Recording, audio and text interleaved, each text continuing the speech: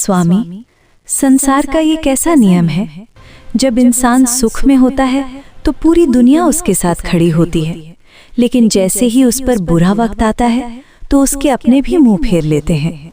आखिर मुसीबत में इंसान अकेला क्यों रह जाता है? क्योंकि पार्वती, ये दुनिया परछाई की तरह है। जरा अपनी परछाई को देखो। जब तक तुम रोशनी में हो, परछाई तुम्हारे साथ साथ चलती है, लेकिन जैसे ही अंधेरा आता है, तुम्हारी अपनी परछाई भी तुम्हारा साथ छोड़ देती है। जब तुम्हारे शरीर का हिस्सा परछाई ही अंधेरे में वफादार नहीं, तो तुम दूसरों से क्या उम्मीद करती हो? अकेलापन सजा नहीं, ये संकेत है कि अब तुम्हें अपनी रोशनी खुद बननी है।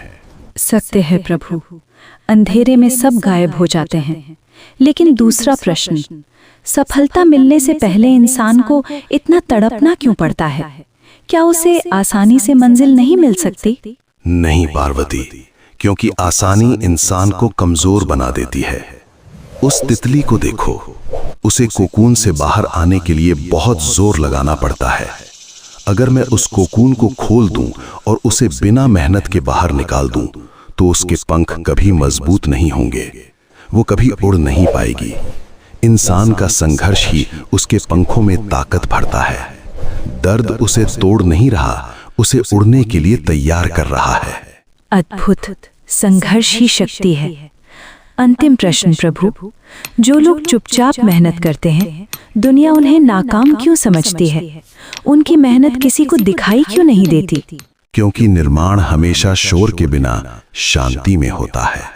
दुनिया उस विशाल पेड़ की तारीफ करती है जो हवा में झूम रहा है, लेकिन कोई उन जड़ों को नहीं देखता जो जमीन के नीचे अंधेरे में मिट्टी को पकड़कर पेड़ को खड़ा रखती हैं। अगर जड़ें बाहर आकर दिखावा करने लगें तो पेड़ गिर जाएगा।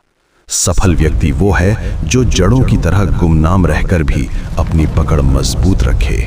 हे महादेव, आज जीवन का सार समझ आ गया।